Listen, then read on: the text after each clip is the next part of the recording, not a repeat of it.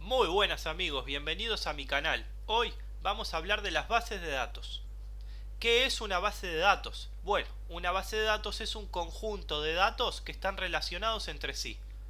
Los dibujos que estamos viendo en pantalla en este momento son las maneras que se utilizan para representar las bases de datos en esquemas o diagramas. Las bases de datos generalmente están alojadas en servidores. Estos servidores se denominan servidores de bases de datos. El programa que maneja la base de datos se denomina motor de base de datos. Algunos de los motores de bases de datos más conocidos son SQLite, MySQL, Oracle, SQL Server, etc. No nos alcanzaría el video para nombrarlos a todos, porque realmente existe una cantidad muy grande, pero esto nos beneficia porque compiten entre ellos para brindarnos una mejor experiencia de usuario. Pasemos a ver cómo está compuesta una base de datos. Para que una base de datos exista, tiene que tener al menos una tabla. Para entender lo que es una tabla, imaginemos una planilla de cálculo, donde mediante un sistema de filas y columnas podemos organizar nuestros datos.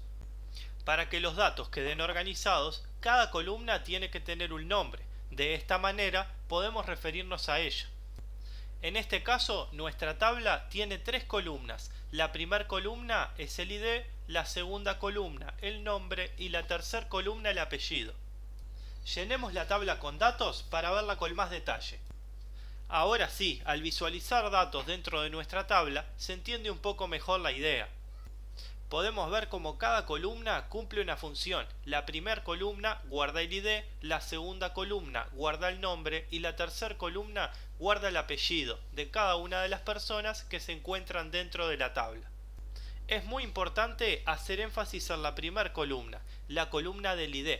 Esta columna es la que va a identificar cada fila como única, y de esta manera, si tenemos dos personas con el mismo apellido o incluso dos personas con el mismo nombre y el mismo apellido, van a ser distintos en su ID. Así podríamos diferenciar nuestro Roberto Pérez con ID 2 de un Roberto Pérez con ID 15, por ejemplo.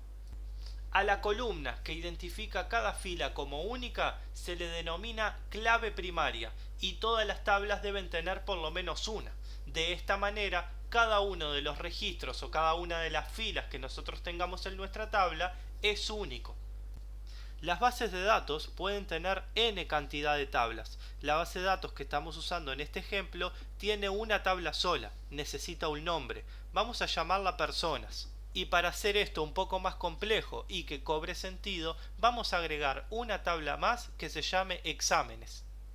Como podemos observar, nuestra tabla exámenes también cuenta con una clave primaria. Estamos hablando de la columna ID, que hace que cada una de las filas de la tabla sean únicas. Pero también aparece una columna que cumple un rol muy importante, la columna ID persona. Esta va a ser la encargada de relacionar nuestra tabla exámenes con nuestra tabla personas. De esta manera logramos que los datos estén relacionados y que el concepto de base de datos cobre sentido. A estas columnas que cumplen el rol especial de relacionar tablas se les denomina clave foránea y básicamente relacionan el ID de otras tablas con cada una de las filas de la tabla a la que pertenecen. Llevemos esto último dicho al ejemplo que tenemos en pantalla para entenderlo mejor. Si miramos la tabla exámenes, vemos que aparte de un ID y un ID persona, cuenta también con una columna materia y una columna nota. Vamos a centrarnos en la columna ID persona. La primera fila o el primer registro que vemos dentro de la columna ID persona es un 4. Esto hace referencia al ID 4 en la tabla personas.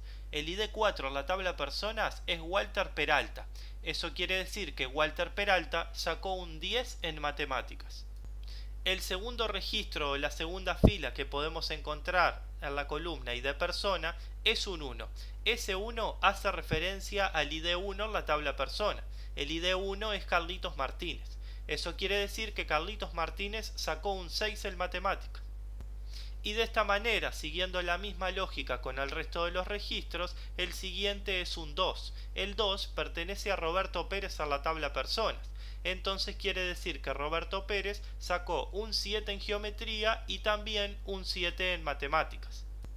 Como se puede observar, la clave foránea, a diferencia de la clave primaria, sí se puede repetir. De esta manera podemos lograr que la misma persona tenga varios exámenes distintos con varias notas distintas. Como es el caso del ID2, o sea, Roberto Pérez, que dio Geometría y Matemáticas, y el ID3, o sea, Juan Sánchez, que dio Literatura y Geometría. Esto que estamos viendo es un caso sencillo, para entender más que nada cómo funciona. Se puede complicar más, mucho más. Y no estamos tocando todos los temas que competen a una base de datos. Pero más que nada me interesa que nos quedemos con una idea general de cómo funciona, porque si tenemos eso en mente, podemos razonar la manera de consultar los datos desde cualquier lenguaje de programación. Muchas gracias amigos, espero que les haya gustado el video. No se olviden de hacer clic en me gusta y de suscribirse. Debajo en la descripción le dejo los links a mis redes sociales y a GitHub, donde se van a poder descargar el código de todo lo que hemos hecho hasta el momento. Hasta la próxima.